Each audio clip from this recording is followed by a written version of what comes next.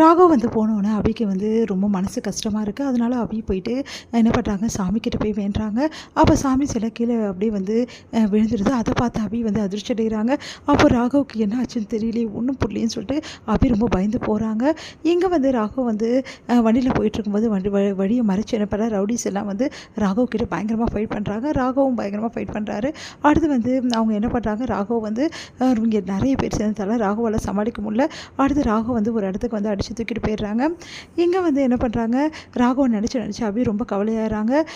அடுத்து நம்ம அணுக்கிட்டையும் ஆகாஷ்கிட்டையும் போய் சொல்கிறாங்க, எனக்கு ரொம்ப பயமாக இருக்குது, நீங்கள் தயவுசெய்து ஃபோன் பண்ணி பாருங்கள் அப்படின்னு சொல்லிட்டு நான் ஃபோன் பண்ணி பார்த்தா எடுக்க மாட்டேங்கிறாருன்னு, சரி அவர் போய் சேர்ந்துட்டாரான்னு பார்க்க சொல்லுங்கள், எங்கே வந்து ஆஃபீஸ் மீட்டிங் போனாரோ அங்கே அப்படின்னு சொல்லிட்டு ஃபோன் பண்ணி கேட்குறாங்க.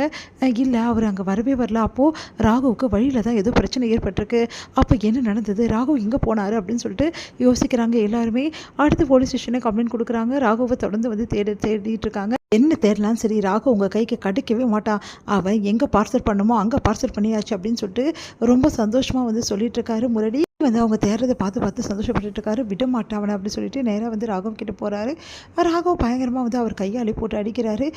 என்னடா உனக்கு அபி கேட்குதா, நானும் பார்த்துட்ருக்கேன், கொஞ்ச நாளாகவே அபிக்கிட்ட ரொம்ப ஓவராக போயிட்டுருக்கேன், நீயும் அபி சேர்ந்து வாழ போகிறீங்களா, அது கனவுல கூட நடக்காதுடா, எனக்கு கிடைக்காது அபி, யாருக்கும் கிடைக்க விட மாட்டேன், அதனால் உனக்கும் கிடைக்க விட மாட்டேன், நீ இருந்தால் தானே அபி மேலே ஆசைப்படுவேன், அபி ஓ மேலே ஆசைப்படுவா, அதனால் நீ இல்லைன்னா இந்த பிரச்சனையே இருக்காது, நானும் அபியும் ஒன்றா சேர்ந்துருவோம், நீ போயிட்டு செல்லும் அப்படின்னு சொல்லிட்டு போட்டு பயங்கரமாக அடிக்கிறாரு.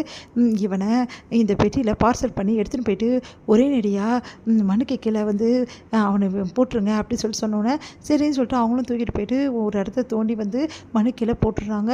அடுத்து வந்து இங்கே வந்து எல்லா இடத்துலையுமே வந்து ராகவை தேடி வந்து அபி அலையிறாங்க. ஒரு இடத்துல பார்க்குறாங்க புது மண்ணாக இருக்குது. அந்த இடத்துல ராகவோட அந்த செயின் வந்து கிடைக்குது. அதை பார்த்து அபி அதிர்ச்சி அடைகிறாங்க.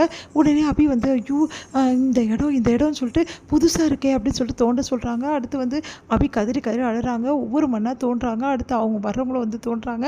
அதெல்லாம் பார்த்தா உள்ளே வந்து பெட்டி இருக்குது. அதில் பார்த்தா ராகவ் இருக்கார். அதை பார்த்து அபி பயங்கரமாக கதறி அழுறாங்க. அவங்களால தாங்கிக்க முடியல.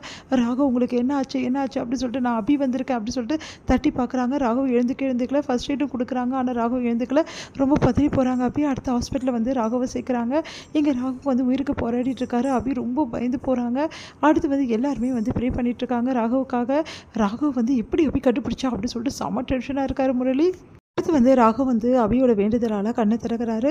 அபி ஓடி போய் ராகவை பார்க்குறாங்க.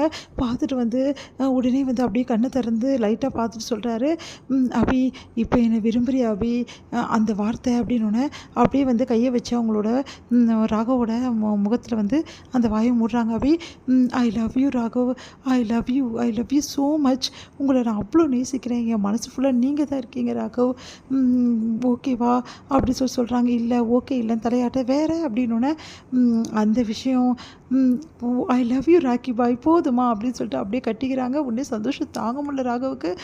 இதுக்கப்புறம் நீங்களும் நானும் என்றைக்குமே பிரியக்கூடாது, நம்ம சந்தோஷமாக வாழணும், நீங்கள் கவலைப்படாதீங்க அப்படின்னு சொல்லிட்டு ஆறுதல் சொல்லிட்டு இருக்காங்க. இங்கே எல்லாரும் அபியும் ராகவும் ஒன்றா சேர்ந்து பார்த்து ஆனந்த கண்ணீர் வந்து விட்டுட்ருக்காங்க. இங்கே வந்து அபி வந்து செம்ம டென்ஷனாக இருக்காங்க. நேராக போகிறாங்க. முரளி கிட்ட அட பாவி அப்படின்னு சொல்லிட்டு சட்டையை பிடிச்சி பயங்கரமாக அவ்வளோ பலாப்பெல்லாம் அரைகிறாங்க. முரளி வந்து அப்படியே பார்த்து பயந்து போகிறாரு. அபி எதுக்காக இவ்வளோ பண்ணுறீங்க அப்படின்னோடனே, என் புருஷனை இந்த நிலைமைக்கு ஆக்கினது நீ தான்டா, எனக்கு தெரியும்டா, ஆனால் இவ்வளோ நாள் வந்து உன்னை நான் மன்னிச்சு விட்டேன், எப்போ என் புருஷன் மேலே கையை வச்சு இதுக்கப்புறம் மன்னிக்கவே மாட்டேன்டா, பற்றின விஷயங்கள் எல்லாத்தையும் அஞ்சலி அக்காக்கு இப்போவே சொல்கிறேன்டா அப்படின்னு சொல்லிட்டு போகிறாங்க. அதிர்ச்சி அடைகிறாரு.